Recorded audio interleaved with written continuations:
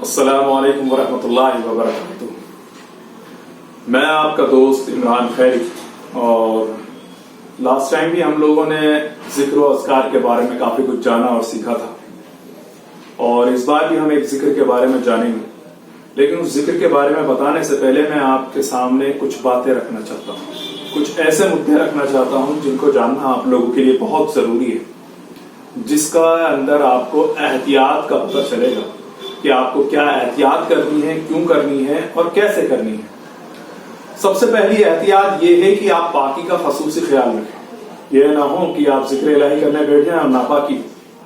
اور خاص طور سے ہماری اور تمام بھائیوں سے بھی میری گزارش ہے کہ ذکر و اذکار صرف اتنی ہی تعداد میں کریں جتنا میں نے بتایا ہے۔ اس سے زیادہ کرنے کے لیے ان کو چاہیے کہ وہ بیعت حاصل کریں، یعنی کسی مرشد کے ہاتھ میں اپنا ہاتھ دے دیں۔ اب میں بار بار مرشد کی بات کرتا ہوں، بیعت ہونے کی بات کرتا ہوں، پچھلی بھی دونوں ویڈیو میں نے کہا وہ کیوں کرتا ہوں۔ اس چیز کے اوپر میں آپ لوگوں سے اس لیے کہہ رہا ہوں کیونکہ جب تک آپ کا رابطہ اپنے مرشد سے نہیں ہوگا آپ کسی بھی طرح کی کامیابی نہیں پا سکتے۔ ذکر و اذکار خاص طور سے حضور اکرم صلی اللہ تعالی علیہ وسلم نے حضرت علی کرم اللہ وجہ کو سکھائے، جس میں حضور علیہ السلام نے ذکر جو ہے کلمہ طیبہ کا حضور علیہ السلام نے حضرت علی کرم اللہ وجہ کو کرایا۔ اور ذکر کی جو ابھی کڑی میں آپ کو بتا رہا ہوں یہ عام کڑی میں آپ کو بتا رہا ہوں۔ ایک کڑی وہ بھی ہوتی ہے جس میں ذکر جو ہے عطا کیا جاتا ہے۔ عطائی کڑی جو ہوتی ہے اس کے اندر ذکر ہو یا کوئی بھی دیگر وظائف ہوں، ان کو عطا کرنے کے طریقے ہوتے ہیں، جن طریقوں کو اس حدیث مبارکہ سے لیا جاتا ہے جو میں نے آپ کو بتائی کہ حضرت علی کرم اللہ وجہ کو حضور اکرم صلی اللہ علیہ وسلم نے اپنے قریب بلایا اور بلا کر ذکر الہی کرایا۔ وہ جو ترتیبات تھیں، ترتیبات کے ذریعے ہی تمام صوفیاء کرام جو عملیات ہیں ان کو دوسرے شخص کو عطا کرنے میں کرتے ہیں استعمال۔ خیر بہرحال ہمارا عطا کا معاملہ نہیں ہے، یہاں پہ ہمارا مدعا یہاں پہ دوسرا ہے، کیونکہ عطا کا جو معاملہ ہے اس کے اندر لوگوں نے اپنے آپ کو جانے کیا سمجھ لیا ہے کہ بھائی اللہ میرے توبہ ہے کہ بھائی ان کو اگر کسی نے یوں مانیے کہ اگر کسی نے ایک بوری آٹے کی ایک شخص کو دے دی کہ بھائی لے یہ تیرا، تو نے مانگا اللہ کے واسطے مجھے دے دو، اللہ کے واسطے میں نے تجھے دیا، ٹھیک ہے۔ وہیں ایک شخص وہ ہے جس شخص نے دن بھر محنت کری اور اس کے بعد صرف اتنی رقم آئی کہ وہ 1 کلو آٹا خرید سکے۔ ایک بوری آٹا نہیں، 1 کلو آٹا، اس نے وہ 1 کلو آٹا خریدا۔ اب اس شخص کو زیادہ لذت آئے گی اس میں جس میں اس نے اپنی محنت سے کما کے کھایا، نہ کہ اس میں جو اس کو 1 بوری مل گئی تھی، کیونکہ وہ اس کے لیے ویرتھ ہے، وہ اس کے لیے کسی بھی طریقے سے فائدہ مند نہیں ہے۔ وہ تو یہ سوچتا ہے کہ بھائی مجھے تو عطا ہو گئی ہے، اب وہ ایک مطلب یہ سمجھیے کہ ایک راجہ مہاراجاؤں کی طرح بیٹھ جاتا ہے اور وہ اس میں سے خرچ کرتا رہتا ہے، کیونکہ اس کا کمایا ہوا نہیں ہے نا، اس کا خود کا کمایا ہوا ہوتا تو وہ فکر کے ساتھ بہت احتیاط کے ساتھ ساری چیزیں کرتا ہے۔ تو اسی طرح سے بزرگان عظام میں بھی کچھ لوگوں کے اندر یہ پریشانیاں، یہ دخلیں دیکھی جاتی ہیں کہ وہ لوگ یہ سوچتے ہیں کہ ہمیں تو عطا ہے، ہمیں کیا ضرورت محنت کرنے کی۔ نہیں، بہت غلط ہے۔ بزرگان عظام سے جڑے ہوئے لوگوں کو چاہیے کہ وہ محنت کریں۔ اگر وہ 1 کلو آٹا اس 1 بوری کے اندر ملا دے گا تو اس محنت کش کے ذریعے جو اس نے کمایا اس 1 بوری کو لذت دار بنا دی۔ کیوں؟ کیونکہ اس کو اس کی بھی فکر ہونے لگی کہ اس کے اندر میری محنت ملی ہوئی ہے، اس کو بڑے اطمینان سے اور بہت احتیاط سے استعمال کرے۔ اسی وجہ سے میں آپ سے کہنا چاہ رہا ہوں کہ محنت کرنا، ذکر کرنا بہت ضروری ہے، تمام فقہاؤں کے لیے، تمام صوفی اکرام کے لیے، تمام صوفی اکرام کو چاہنے والوں کے لیے اور کل مومنین کے لیے، بس ان کے ترتیب اور طریقے الگ الگ۔ ابھی جو ذکر ہم بات کرنے جا رہے ہیں وہ ذکر ہے اس میں الہی کا، یعنی یا اللہ کا۔ اللہ رب العزت کے نام کا ذکر کرنے سے یہ فضیلت ہوتی ہے کہ انسان کے تمام تر پردے کھل جاتے ہیں۔ بعض لوگوں کی خواہش ہوتی ہے کہ وہ ان معاملات کو جان سکیں کہ آخر کون حق پر ہے اور کون باطل ہے، تو اللہ رب العزت اس کے دل میں، اس کی آنکھ میں، اس کے بات میں، اس کے ذہن و گمان میں اس طرح سے اپنی جلوہ گری فرماتے ہیں کہ ان تجلیات سے اس کو آسانی ہوتی ہے یہ پہچاننے میں کہ آخر کون حق پر ہے، کس صوفی نے صحیح بات کری ہے، کون غلط کر رہا ہے، آخر یہ بندہ معیار طریقت پہ ہے بھی یا نہیں۔ اچھا، طریقت کا بھی ایک بہت بڑا مسئلہ ہے، اس کے بارے میں بھی انشاءاللہ میں بات کروں گا، کیونکہ بہت سے لوگ آج کل یہ کہنے لگے ہم تو طریقت والے ہیں، شریعت والے جانے، یہ تو شریعت والوں کا کام ہے نماز پڑھنا، روزہ رکھنا۔ ارے تو بھائی ایک کام کرنا، ننگا گھوم کیوں کپڑے پہن کے بیٹھا ہے؟ طریقت کے بارے میں جانتا کیا ہے؟ تمام بزرگوں کے قولوں کو جھٹلا دیا تم۔ داتا گنج بخش علی اجمیری کا کتنا بڑا قول ہے، جہاں پہ حضرت غریب نواز خود جا کے حاضری دیتے ہیں۔ وہ کیا فرما رہے ہیں؟ وہ یہ فرما رہے ہیں کہ شریعت ایک ایسا پیالہ ہے جس کے اندر طریقت کی نہر بہ رہی ہے، اور اس نہر کا جو چھور ہے وہ حقیقت ہے، اور جس چھور کے اندر سے جہاں سے وہ جھرنا پھوٹ رہا ہے، جہاں سے وہ پانی آ رہا ہے، اس پانی کی جگہ کو معرفت کہتے ہیں۔ تو ابھی تک آپ لوگ طریقت کو ہی یہ سمجھ رہے ہو کہ وہ سب کچھ ہے، تو آپ غلطی پر، کیونکہ شریعت جو ہے وہی اس کو سنبھالے ہوئی ہے۔ اگر شریعت ہٹ جائے گی تو پانی بکھر جائے گا، نہ معرفت رہے گی، نہ حقیقت رہے گی، نہ طریقت رہے گی۔ شریعت کا ہونا بہت ضروری ہے، مگر مذاق بنا دیا ہے۔ خیر، میں مدعے سے اس وقت بھٹک رہا ہوں۔ میں آپ لوگوں سے جو کہنا چاہ رہا تھا وہ یہ تھا کہ تمام معاملات کو آپ لوگ سمجھ پاؤ گے کہ لوگ آخر کرنا کیا چاہ رہے ہیں، کہ لوگ آپ کے ساتھ جھوٹ بول رہے ہیں، کہ آپ کے ساتھ فریب کر رہے ہیں، کہ آپ کو اس کام میں فائدہ ہوگا، کہ آپ کو اس کام میں نقصان ہوگا، کہ آپ کیا کر سکتے ہیں اپنی زندگی میں، آپ کس طریقے سے اپنی زندگی کے فیصلے کر رہے ہیں، آپ کے سامنے اگر دو راستے ہیں تو آپ کو کس راستے پر جانا ہے۔ ان تمام معاملات میں ذکر کی برکت سے آپ کے لیے آسانیاں ہوں۔ تو اس ذکر کو کرنے سے یہی فائدے نہیں ہیں، اور بھی بہت سارے فائدے ہیں۔ کس طرح کے فائدے ہیں کہ انسان کا نماز میں دل لگنے لگتا ہے۔ نماز بہت اہم ہے، لوگوں نے نماز کو سمجھ لیا ہے کہ کچھ نہیں۔ اور ایک اور بات جاننے میری بہت ضروری اور بہت اہم، یہ میں ان لوگوں کے لیے کہہ رہا ہوں جو اپنے آپ کو شریعت والا کہتے ہیں۔ ابھی میں نے طریقت والوں کے لیے کہا تھا، میں شریعت والوں کے لیے کہہ رہا ہوں۔ شریعت والا جو اپنے آپ کو کہتے ہیں کہ ہم تو صرف شریعت والے، طریقت تم جانو، تو وہ بھی غلط کرتے ہیں، کیونکہ ان لوگوں نے بڑا مذاق بنایا ہوا ہے۔ انہوں نے تو یہ سمجھ لیا کہ کوئی کچھ جانتا ہی نہیں، کچھ سمجھتا ہی نہیں۔ ان لوگوں نے بھی بہت کچھ سمجھ رکھا ہے، یہ اپنے آپ کو جانے کیا سمجھتے ہیں، یہ سوچتے ہیں کہ جو پیر طریقت ہوتے ہیں وہ بالکل کچھ نہیں جانتے۔ پیر طریقت جب بنے ہیں، جب وہ پیر شریعت بنے ہیں، تو ان کو چاہیے کہ اپنی زبانوں کو لگام دیں، ایسی بدسلوکیاں، بد اخلاقیاں نہ کریں، کیونکہ ان کو یہ بھی سوچنا چاہیے کہ ان کی ان غلطیوں کی وجہ سے ان کی پکڑ ہو رہی ہے، ان کو دنیا میں بھی بھگتنا پڑے گا اور آخرت میں بھی بھگتنا پڑے گا۔ تمام معاملات کو ایک ساتھ لے کے چلنے والا مومن کہلاتا ہے، ورنہ باقی سب تو ہیں ایسے، چل رہی ہے بھیڑ چال۔ خیر، تو ذکر جو ہے اس میں یا اللہ کا کرنے سے بندے کو صحیح فیصلے کرنے میں آسانی، اور اللہ رب العزت کا سب سے زیادہ اسی ذکر سے نور حاصل ہوتا ہے۔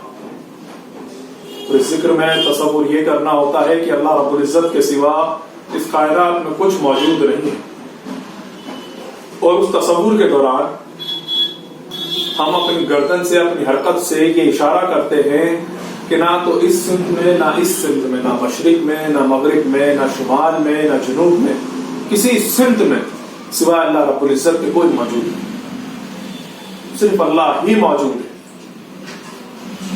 تو اس کی موجودگی کا احساس کرتے ہوئے جب ہم اس ذکر کو کرتے ہیں، ترتیب یوں رہتی ہے کہ ہم سب سے پہلے، جو میں نے آپ کو پچھلی بار بھی بتایا تھا، کہ ہمیں سب سے پہلے یہ چاہیے کہ ہم اپنے آقا حضور اکرم صلی اللہ تعالی علیہ وسلم کی بارگاہ میں درود و سلام کو پیش کریں، کم از کم 7 مرتبہ، اور اسے پیش کرنے کے بعد ہم ذکر کی طرف آگے بڑھیں۔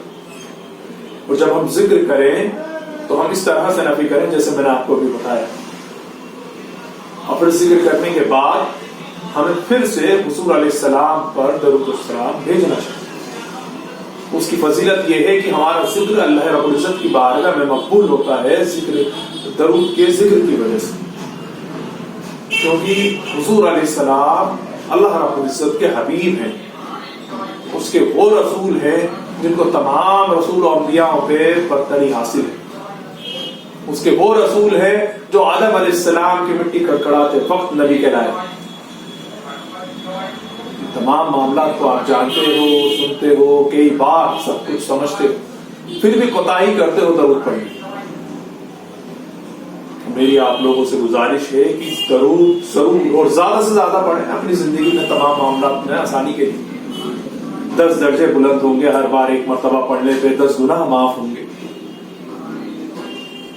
تو 7 مرتبہ اول، 7 مرتبہ آخر، اور درمیان میں 66 مرتبہ 66 ٹائم 66 مرتبہ اس میں یا اللہ کا ذکر کرنا ہے.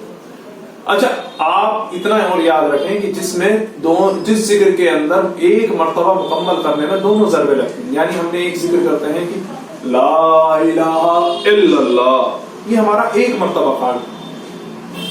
جب ہم ذکر کرتے ہیں الا اللہ، جب یہ 2 مرتبہ دونوں ضربے لگائیں تب ایک مرتبہ کام.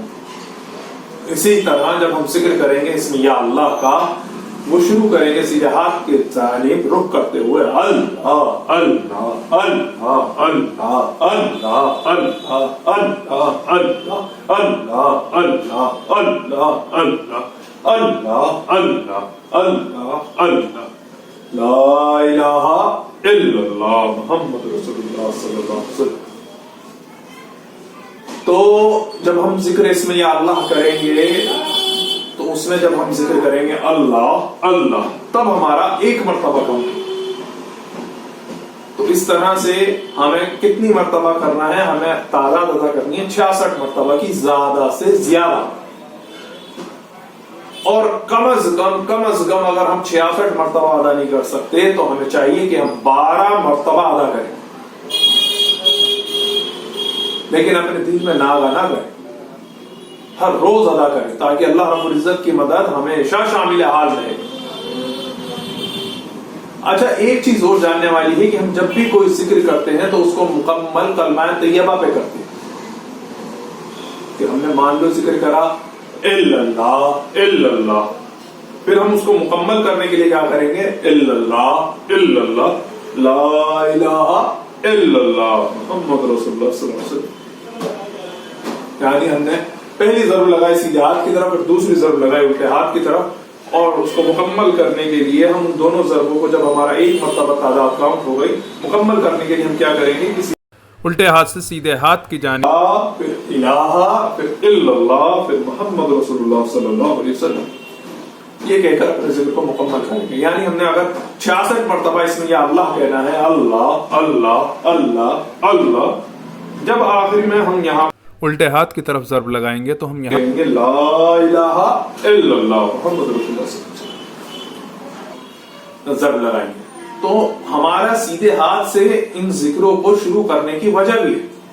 صرف کلمہ طیبہ کا جو ہم لا الہ الا اللہ کا ذکر کرتے ہیں اس میں ہم الٹے ہاتھ کی جانب سے شروع کرتے ہیں، لیکن ہم جب الا اللہ کا یا پھر اللہ کا ذکر شروع کرتے ہیں تو ہم سیدھے ہاتھ کی جانب سے شروع کرتے ہیں ضرب لگا، تاکہ ہماری جو آخری ضرب ہو، یعنی جب ہمارا دوسری مرتبہ ہم ضرب لگائیں اور وہ ایک مرتبہ کاؤنٹ ہو تو ہماری آخری ضرب سیدھے الٹے ہاتھ کی طرف لا الہ الا اللہ محمد رسول اللہ کہہ کر جو ہے اپنے ذکر کو مکمل کر. یہ چیز بہت ضروری ہے. اس وجہ سے ضروری ہے کیونکہ کسی بھی چیز کا اختتام یعنی کسی چیز کو شروع کرنا جس طرح سے ضروری ہوتا ہے کہ ہم بسم اللہ الرحمن الرحیم سے شروع کریں، اسی طرح سے اس کو مکمل کرتے وقت الحمدللہ رب العالمین یا پھر برحمتک یا ارحم الراحمین یا پھر کلمہ طیبہ لا الہ الا اللہ محمد رسول اللہ صلی اللہ علیہ وسلم کو ادا کریں. تو یہ چیزیں ہم لوگوں کو اس معیار پہ لے جائیں گی کہ اللہ رب العزت کا قرب ہمیں حاصل ہوگا اور اللہ رب العزت کی محبت ہمیں اس طرح سے حاصل ہوگی کہ ہمیں ہر طرح سے چاروں سو ہر جانب سے اللہ رب العزت کی مدد حاصل ہوگی. لوگ کہتے ہیں نا کہ ہمیں مدد نہیں مل رہی، ہم اتنا ذکر کرتے ہیں، ہم اتنی عبادتیں کرتے ہیں، ہم اتنا کچھ کرتے ہیں، پھر بھی اس کے بعد ہمارے ساتھ مدد شامل حال نہیں ہے. اس کی وجہ یہی ہوتی ہے کہ وہ ترتیبات میں غلطیاں کرتے ہیں. یہ سب سے کامن ترتیب ہے جو میں آپ کو بتا رہا ہوں. ان کامن یا پھر کوئی بہت ایسی ترتیبات جن کے لیے فقہا کو، صوفیاء کرام کو فیض و برکات ہو، اس کے لیے آپ مجھ سے رابطہ کر سکتے ہیں یا پھر اپنے پیر و مرشد سے رابطہ کریں. تاکہ آپ کو اللہ رب العزت کی طرف سے کامیابی عطا ہو. اور میں اب تک کافی کچھ آپ لوگوں سے کہہ چکا ہوں، سمجھا چکا ہوں، اور انشاءاللہ عز و جل آگے بھی میں آپ لوگوں کو فقہا کو، جیسا کہ میں نے کہا تھا کہ میں فقہا کو پہچاننے کے طریقوں کے اوپر آپ سے بات کروں گا. کیونکہ ایک بات میں آپ سے چلتے چلتے کہتا جاؤں کہ آپ لوگوں کا یہ سوچنا کہ کرامت الہی، یعنی اگر جب کسی ولی اللہ سے کوئی کرامت ظاہر ہوگی تبھی وہ ولی ثابت ہوگا، تو یہ آپ کی غلطی ہے. کیونکہ آج کا دور وہ ہے جس دور کے اندر اگر کسی کے اندر حسن اخلاق ہے تو وہ اللہ رب العزت کا ولی ہے. تو اصل حقیقت حسن اخلاق کو پہچاننا ہے. میں اپنی ذات سے یہ بات کہہ سکتا ہوں کہ میں ایسے لوگوں کو، بہت سارے ایسے لوگوں کو جانتا ہوں جو واقعی اللہ رب العزت کے ولی ہوں. کیوں؟ کیونکہ ان کے حسن اخلاق اس طرح کے، ان کے معاملات اس طرح کے. وہ اپنے بھائی کو بھائی سمجھتے ہیں، اپنے والد کو والد سمجھتے ہیں، اپنے دوست کو دوست سمجھتے ہیں، اپنے بچوں کو بچہ سمجھتے ہیں، نہ کہ وہ اپنے آپ کو خداوند کریم سمجھتے ہیں. معاذ اللہ، استغفر.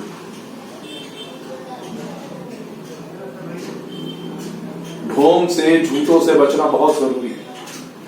اس کے بارے میں بھی انشاءاللہ ہم بات کریں گے. سب سے اہم ہے ہمارا اس چیز کو دیکھنا کہ سامنے والے فقہا کے اندر، صوفی کے اندر کتنی سادگی ہے. ان تمام معاملات کے اوپر ایک وسیع انشاءاللہ میں آپ کے سامنے بات رکھوں گا تاکہ آپ لوگ اس جان کو جان سکیں اور سمجھ سکیں کہ آخر ہمیں فقہا کو پہچاننا کیسے ہے. ہمیں اگر کسی کے ہاتھ میں ہاتھ دینا ہے تو اس کے اندر ہمیں کیا دیکھنا ضروری ہے. تو آزمانا چاہیے اپنے مرشد کو، بالکل آزمانا چاہیے، لیکن اگر آپ کرامت سے ہی آزمانا چاہتے ہیں تو آپ مرید ہونے لائق نہیں ہیں. کیوں؟ کیونکہ آپ نے اللہ رب العزت کے ولیوں کو یہ سوچ لیا ہے کہ وہ صرف کرامت کے لیے ہوتے ہیں. وہ کرامت کے لیے نہیں ہوتے، آپ کی تعلیم اور تربیت کے لیے ہوتے ہیں. آپ کی تعلیم اور تربیت کیا ہے؟ صرف ذکر اور اذکار ہی تعلیم اور تربیت نہیں ہوتے، حسن اخلاق کی تعلیم اور تربیت ہوتے ہیں. اور تعلیم اور تربیت دینے کے لیے ان کو آپ کو نصیحت کرنا ضروری نہیں ہے، آپ کا ان کی زندگی کے اوپر متوجہ ہونا ضروری ہے. میں پھر مدعے میں زیادہ بات کرنے جا رہا ہوں. انشاءاللہ میں آپ لوگوں سے دوبارہ بات کروں گا. امید ہے اب تک جو میں نے آپ کو سمجھایا اور سکھانے کی کوشش کری وہ آپ کو سمجھ میں آیا ہوگا. ذکر و اذکار، وظائف اور تمام معاملات اور بزرگان دین کے بارے میں انشاءاللہ ہم آگے بھی بات کرتے رہیں گے. السلام علیکم ورحمۃ اللہ وبرکاتہ.